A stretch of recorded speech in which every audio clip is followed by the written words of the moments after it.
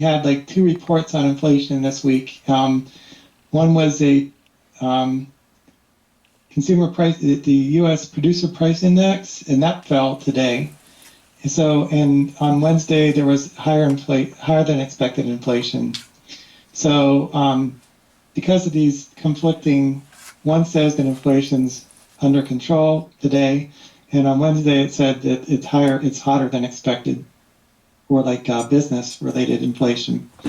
So anyway, the stock market is basically following the 10-year Treasury.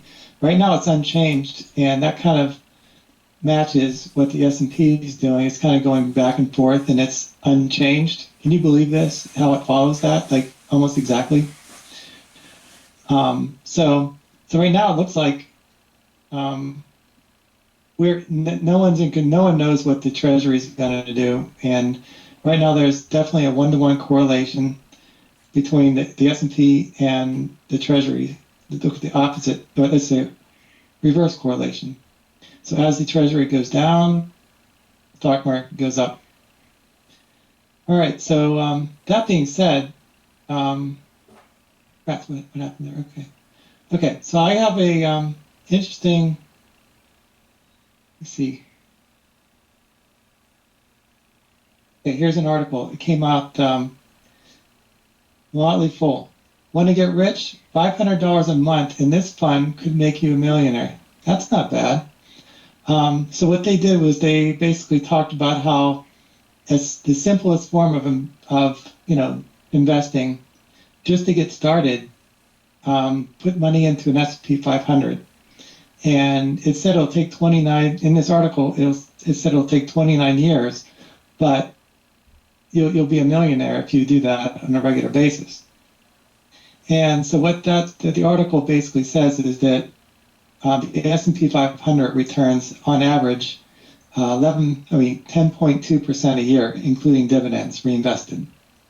So what I did was I pulled out our growth calculator, which I just sent in the chat.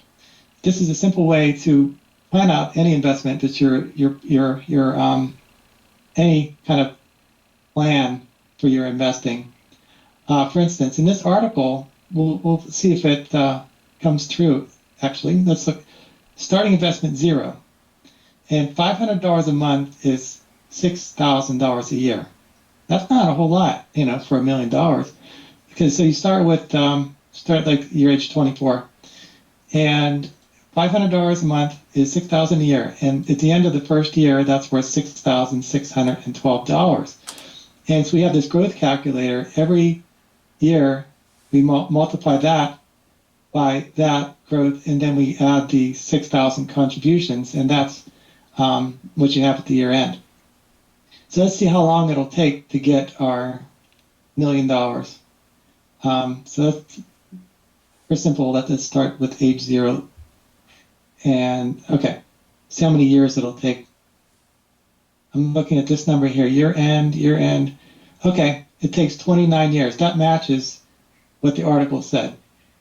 So we have our $1 million at the end of 29 years. So it says right here, that much return savings account, and you can turn 500 a month into more than 1 million in 29 years.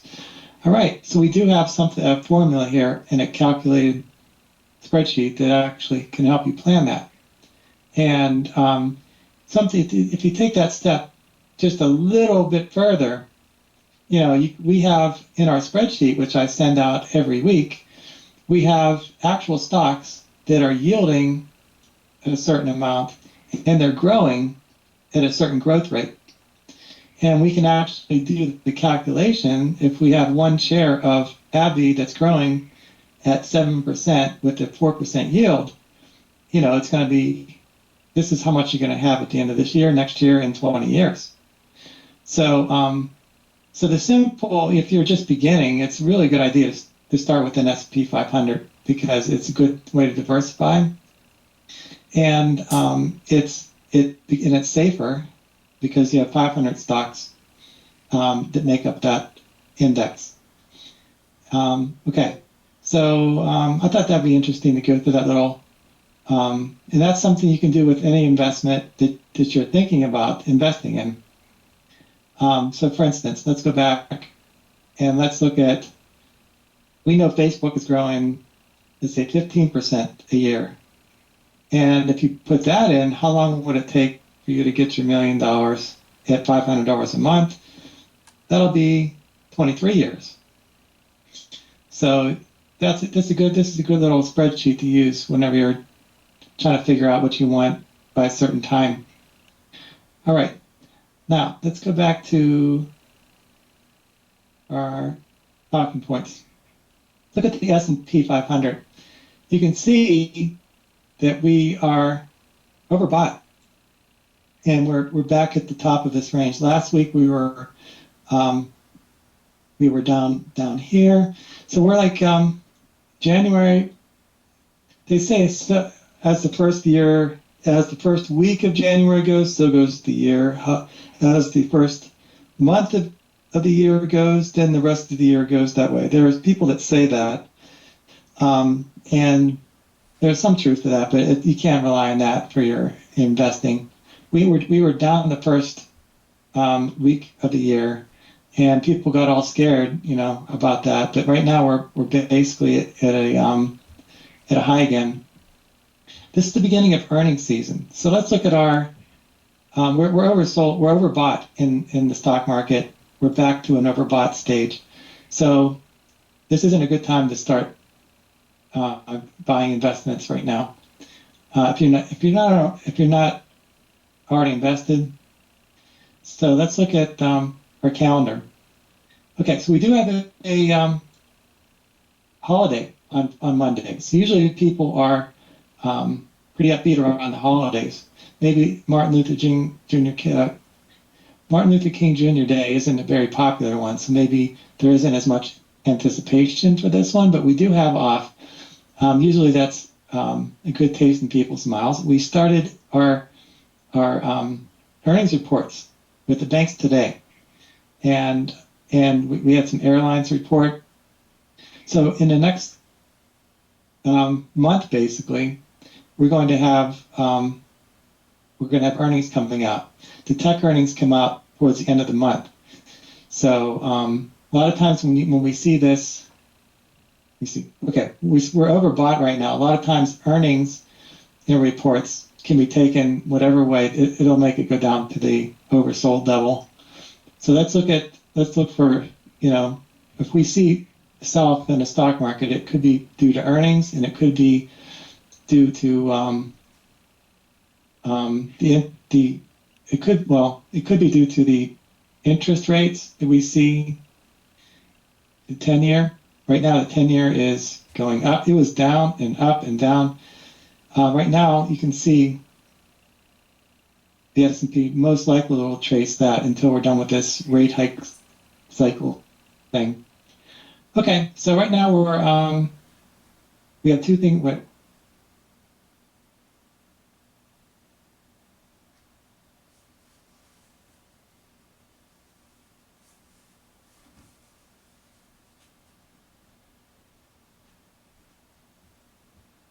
So they got a ways to go before they start reducing interest rates. But there are people that say that the interest rates will start being cut, like maybe in June or July. And we might have a recession too. If there is a recession, the stocks go down like 10%. Okay, ready for some real numbers for Roth? Sure. Yeah, we're curious about, you were talking about the conversion, and but none of us have really experienced that. Oh, okay. Yeah, I took a huge hit during the pandemic. Everything was going. I'm going to convert all of my IRA money to Roth, and it was. Let's see. Hold on for a second. I don't know why it's taking so long. Okay, Roth versus. Okay, here it is. So here are the numbers for. Okay, Roth versus the 401k. Say we start with $100,000 initial investment, and we have a tax bracket of around 24, which is a normal $100,000 bracket. For the Roth, we immediately have to pay tax on that, like it's normal income. So our salary would be $124,000. No, it would be $200,000 that year if we have a $100,000 a year job, right? So I converted it all. It costs $24,000, but we start the first year. This is year one at $76,000, and the regular 401k is $100,000. Let's say both grow at 8%, like a stock market. Well, actually, in this example, with 0.102. That's what Yahoo Finance 0.102. With dividend invested, reinvested, that's how much the S&P grows. So what we do is it takes a while for the Roth to catch up. You can see it takes a while.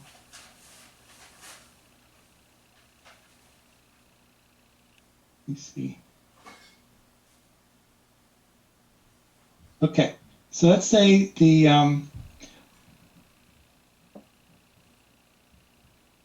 okay, what happens whenever you turn let's say 60, 64, 32, 30. Shouldn't mess with these numbers.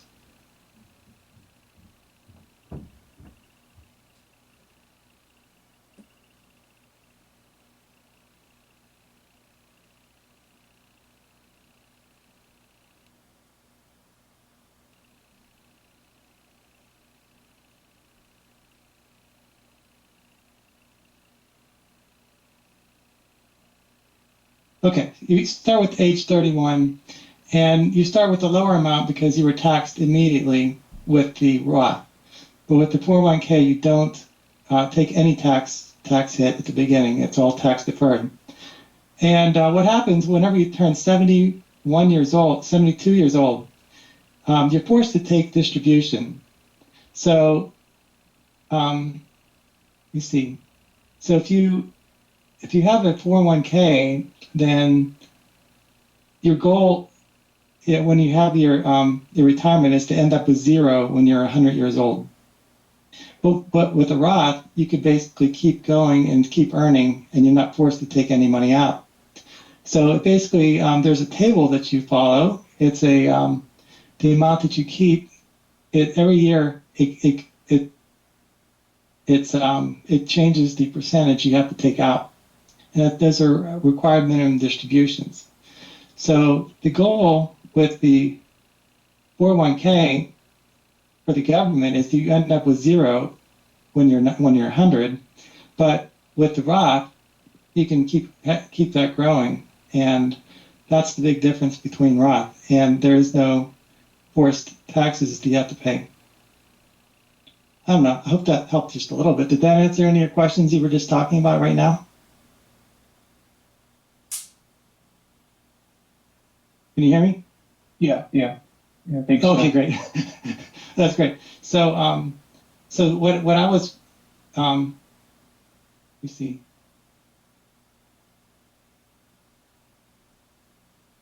Oh, this was an example where you had contributions. Okay, if you don't have any contributions, you can see when you get to 70, the amount that you have for the 401k, that the Roth had a definite disadvantage because we started with less. And you end up with more with the 401k at the age of 72 because obviously you had more to start with. But as you get older, there's a certain time, probably right around here, you're 78. So it's 6 years, then the Roth actually catches up to what you have in the 401k after all these distributions. Yes. And you're not taking taxes into account. So that the right-hand side is a bigger number, but anything you take out, you're taxed on, right? That's the thing. You don't know what your tax is. But this is ignoring taxes. So if you think that your current tax rate is going to be better than your future tax rate, right? That's when the Roth really shines, right? Well, whenever you're 7 years old, your tax rate's probably going to be almost zero. because you're earning Social Security and you're earning, but what I'm planning for is when I'm 72 years old, if I'm taking out money, it's going to be like $100,000 or $200,000 a year. It's not going to be like chump change, and there's, that's the big difference. You have to like plan big. And whenever you have, the right-hand side will have a lot of taxes on it because you'll be taxed on everything you take out. That's it. Yeah. There are some advantages having a little bit, I think, of each, so that you have some flexibility in tax planning in the future.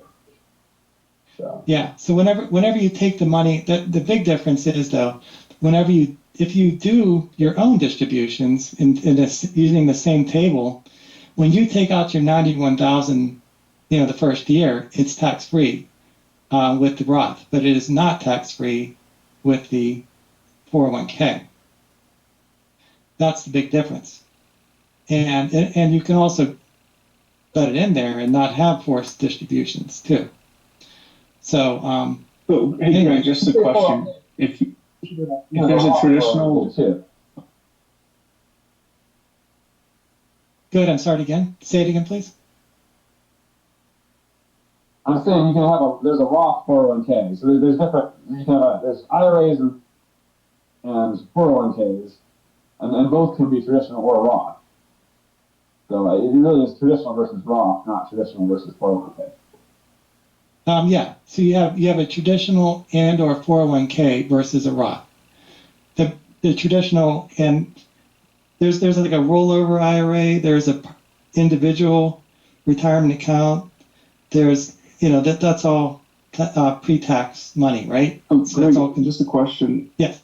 If I have a traditional 401k and that's all I've ever had my whole life, and I turn 65 or 70, and I take 100,000 out.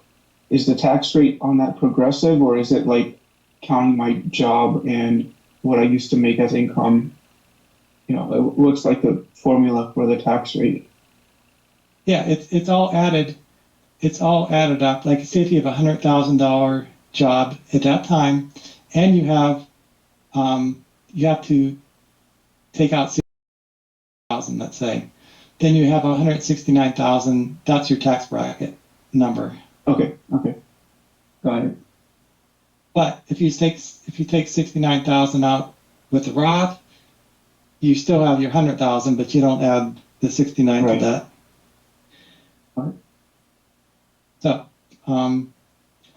So if you look at these two, the Roth and the traditional and the Roth will balance out after like 7 years of distributions, and after that, it's obvious that the Roth, without having to take anything out, will outperform because, and I'm thinking another thing is you'll have money in the end potentially for giving to your children and stuff, whereas with the regular traditional, you should end up with zero at 100 years old. So those are big differences, and who knows, they might change the rules before we're retired. We don't know. Does that answer your question? Do you have any other ideas or questions about this?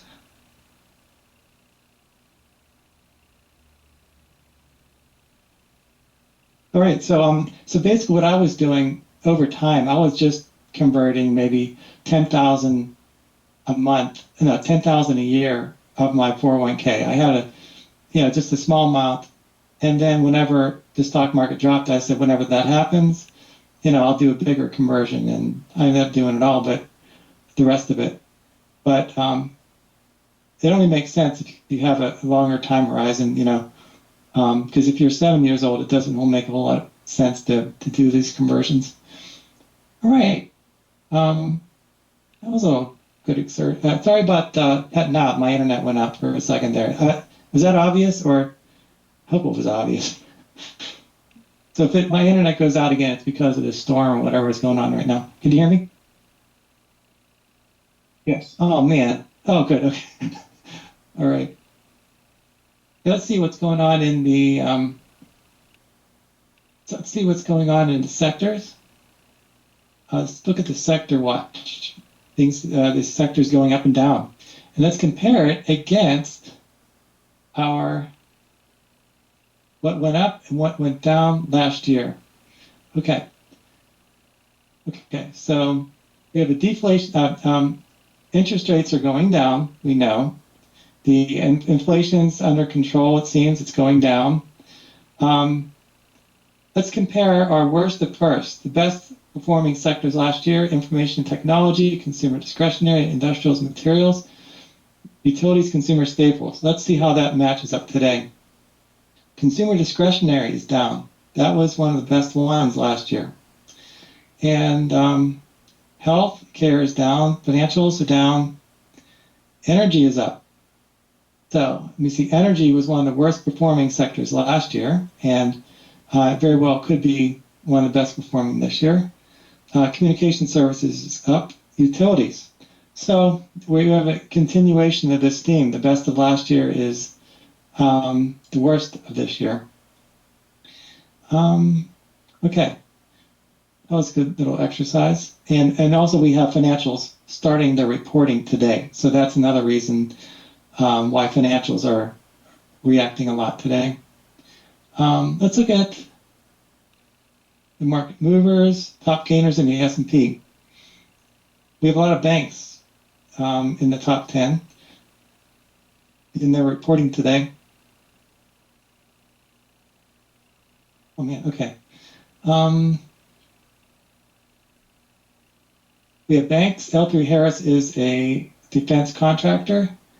So we have Northrop Grumman. Look, we have defense contractors, a couple of them in the top 10, because we have a war. We're starting to fire missiles in a different country now. So that's causing those defense stocks to go up. A lot of the stocks that are high yielding are going up. Let's say we see Verizon, and we have oil companies. Okay, so we have the worst of the first in today's market movers. The ones going down the most, a lot of the airlines reported their earnings, and they must not have been good. They borrowed a lot of money during the pandemic to stay alive because they couldn't fly. So they have a lot of debt to work off. And with the interest rates being high, that's bad for the airlines. They probably reported a lot of, I don't know, I didn't look over the reports, but a lot of airlines, because of the earnings reports today. Tesla is going down today. And Wells Fargo. Okay, so we have some banks, a lot of the most active stocks to the banks and defense contractors and cruise lines. All right.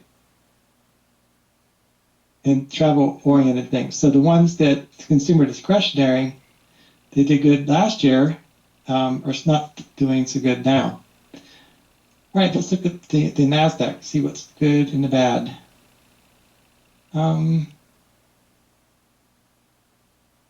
Okay, a lot of these are high PE ratio stocks with high PEs, and ones that are doing the best are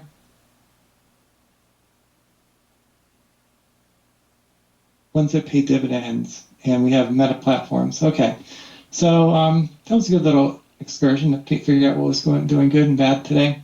So we're going to follow this. In this year, we're going to have rate cuts. That means if the rates are cut, the economy is slowing. If the economy slows, usually oil goes down, and mortgage rates, if they go down, they have increased housing demand. If we have a recession, the whole stock market will go down 10 or 20%. So let's hope it doesn't happen, and the oil goes down with that. And let me see. And if there is a recession, the stock market will gravitate towards some of these safer sections of the stock market. And let me see. Yeah, that's the game plan for this year. All right. Okay, here's an article I just saw. I thought it was really interesting. I think I might do this at some time. Warren Buffett decorates his office walls with moments of extreme panic in Wall Street as a reminder anything can happen in this world. So I thought that was really interesting. I might put up a few print out some printouts of good days and bad days and stick it near my desk. He framed the front pages of various newspapers that, like the 1929 crash and he said that's a reminder of extreme volatility, how it can grip the world of finance, and people do irrational things whenever there is a panic. And he explained, Warren Buffett explained, there's a guy named Ben Graham, right? The Intelligent Investor. And the Intelligent Investor basically was saying there's a guy named Mr. Market that knocks on your door every day, and either he has a good bargain or he's crazy and he'll sell you something good at a very low price. And you got to be willing to discern which is which and be willing to take advantage of things whenever they happen. And Warren also said that you have an unlimited pitch count. That means you can take as many pitches as you want, like in baseball, and you don't have to hit. You just have to wait for the fat pitch to come around and buy it. So I thought that was interesting. And so here's some of the articles he was referencing in this article. He said, stocks plunged 508 points, a drop of 22%. So you have to know these times are going to happen, and people are going to be irrational at times, and you have to look at the 10-year, 20-year durability of the stocks you're invested in, and don't get too caught up in short-term events. And this was 1929, and this article here is from 1987. Huge losses on Wall Street, sales set all-time record. And one more, stocks plunged 508 points. Okay. So anyway, the lesson learned with this is there's going to be times when the stocks go down, and you got to be willing to sit down with the numbers and understand how much stocks are really worth, and whether or not this current crisis affects the stocks that you're investing in for the long term. And all right. So what I'm going to do every week is keep track of some of the picks from Dan Niles. He was super right last year with his Meta pick. That was his top pick, and it returned like 300%. And these stocks that he chose this year, Amazon, Meta, Texas Instruments, XPI, and KWeb. We're going to follow those to see if his thesis actually come to pass. He's actually a engineer by training, so he's an electrical engineer, and he was actually a analyst for semiconductors for 10 years. So he knows a lot about semiconductors. So he knows the cycles they go in and out of. And right now, what he's saying with a lot of the semiconductors, they go into cycles where people pre-order, and then they order 3 times more than they need, and then they go through a period of time where they don't order anything. So they have a stock of these semiconductors in their inventory. Then it seems like they don't have any business, and they're going down. So he keeps track of these flows of. There's a certain seasonality to semiconductors. So that's why he was interested in Texas Instruments, but we didn't see that last week when we reviewed it. Anyway, let's keep track of that. Okay, there's this guy named Francois.com, and he runs a fund, and it seems like he's running this consistent. This is a guy on Twitter that makes some articles, and he seems to have similar criteria to invest in stocks that I do. And I said, well, that's interesting. Let's follow what he's actually buying for his fund. So this guy, he likes to return on equity, earnings per share growing at 10%, and at companies that aren't levered, so they don't have a whole lot of debt, a good business model, and a management team. Okay, that's great. So what I did was I looked at all these. We follow like good portion of these already. And I said, well, we'll look at this CarMax to see if it has any value. So the CarMax is a used car. They're one of the largest used car dealers in the country. Warren Buffett actually has owned it in the past. So at least it passed Warren Buffett's or one of his people that works for him criteria. So I looked at the why it would be down now. It's right now. It's actually it's not a very. Let me see. Let's look at CarMax's. Okay, this is its chart. You can see this is the pandemic. It's been in a like a sideways pattern since the pandemic, and there was like the used car prices have been going up and down, and it's unpredictable. The actual the price people were willing to pay for used cars. So during the pandemic, there weren't new cars being purchased. Being made. So they had a lot of inventory that they can sell, and that made it very profitable. And then there's a boom and a bust. So right now the problem that they have, after researching a little bit, they have a problem with consumer. They finance a lot of their own operations. So if they allow someone to buy a car on credit, a lot of times it's subprime, and they borrow money like maybe 20% interest or something like that. And then during a recession, which might happen, they might lose a good percentage of those and not get paid for some of the loans that they made. So that's why they're basically sideways right now. What I did was I said, let's go look at some of the numbers for that just to see if it has any value.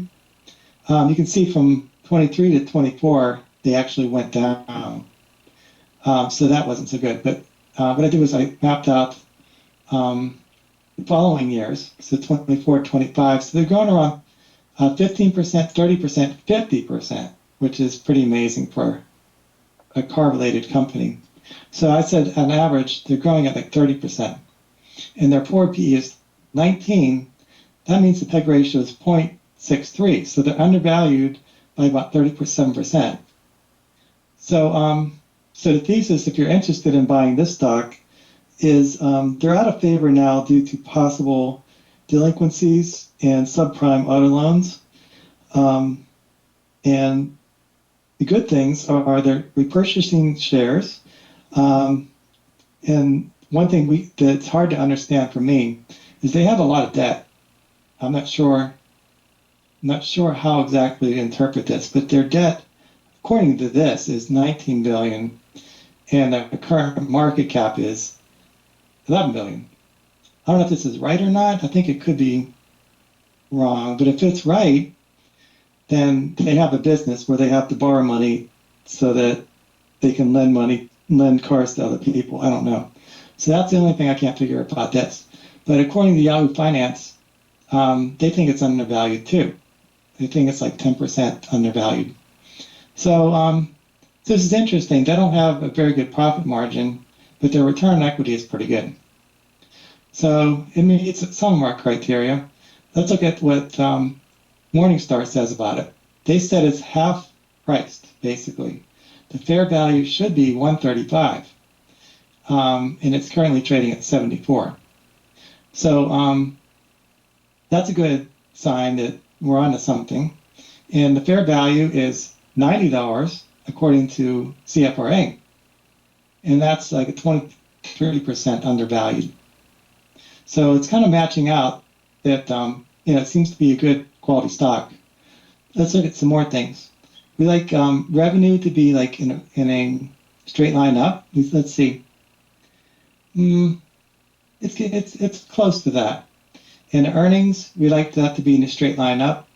And well, we don't have that exactly. We have $6 earnings last year and then $3 earnings this year. We saw that, but it's supposed to go up in a straight line from here on. So that's not that consistent.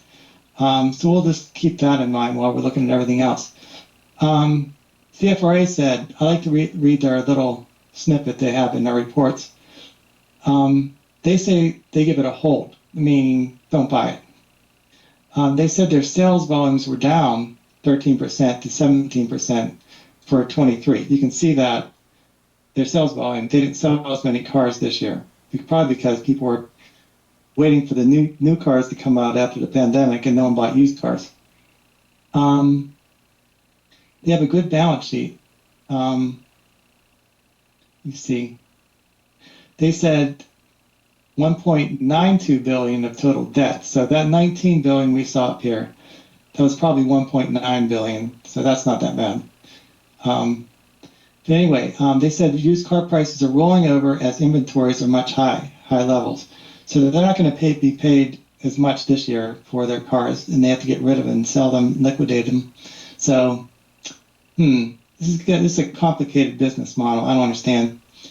They have a 5-year forward PE of average PE of 20, so their current PE is 20. Okay, so they're compared to what they've traded for before, they're trading in line with that right now. So, so it seems like to me, this stock is going to be trading in this sideways range at least for the near future until we're out of recession. So it's probably not going to be going up. But after we get out of the recession, it'll probably start growing at 15% a year. But it's not a business for me because it's too complicated. I don't understand the car business, the whole that well. And this is involving debt, like people paying back on their loans. And with the recession coming, maybe that's going to cause them to continue to flounder in this sideways pattern. That was interesting. But Warren Buffett has it as part of Berkshire Hathaway's portfolio, so that's interesting. I saw some interesting, very concerning things on Twitter about delinquencies and job losses and home prices contracting. So all of this, I see a lot of charts that are kind of comparing to the financial crisis, like delinquencies of family housing, and it seems like we're going into something in the housing industry similar to the great financial crisis. So in other words, don't buy a house now because there's probably going to be some kind of correction in the housing market, and we're going to have some kind of mini financial crisis coming up this year, maybe. I don't think that'll affect the majority of the stock market, but there's going to be like housing prices going down, it seems. So, not sure how that affects the stock market. Okay, so we have another note from Dougie Cass. He's a hedge fund manager. He likes to look at the opposite side of the what everyone else is thinking. So right now the crowd is bargain hunting, and he's basically doing the opposite of what everyone else is doing. Let's look at our first to worst from last year. Everyone on Wall Street is saying the same things are going to be doing good this year. We're going to have a great year. Everything's going to turn out rosy. We're going to have a soft landing, etc. But what he's doing is he's buying oil stocks. He says energy stocks are his longest exposure. And he's short a bunch of high-octane, high-beta tech stocks. So let's look at this. The high-octane tech stocks are like in these top decliners today, basically. XP, Semiconductor, Trade Desk, AMD, these are all stocks with very high PE ratios. And so he's doing the opposite of everyone else. And that's a lot of times what the way to one way to look at the stock market whenever someone who has a lot of experience like this guy is basically doing this analysis worse the first. Like maybe these are going to be the more stable companies this year, not the other ones. So let's see if that ever comes up, and let's keep track of all the oil stocks to see if they go up. I think oil goes. The price of oil has been trading between like 70 and 90, and we're we're right in the middle right now. So let's see. Here's another article from, it says Bill Ackman has 34% of his portfolio invested in two brilliant growth stocks, Alphabet and Chipotle Mexican Grill. So here's his top holdings. I looked up his top holdings.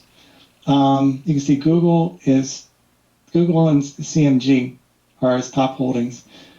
He's held CMG for Chipotle Mexican Grill for a long time, so I thought it'd be interesting to go over that one. Let's look at his other ones he has. Hilton, Howard Hughes Holdings, Lowe's, and Canadian Pacific. Okay, so this is a railroad. It basically, they don't make railroads anymore. So he knows they have a monopoly, and over time they're getting more efficient. And that's his business model. And as the economy grows more, they have more traffic. So Lowe's, perhaps he has that because he sees the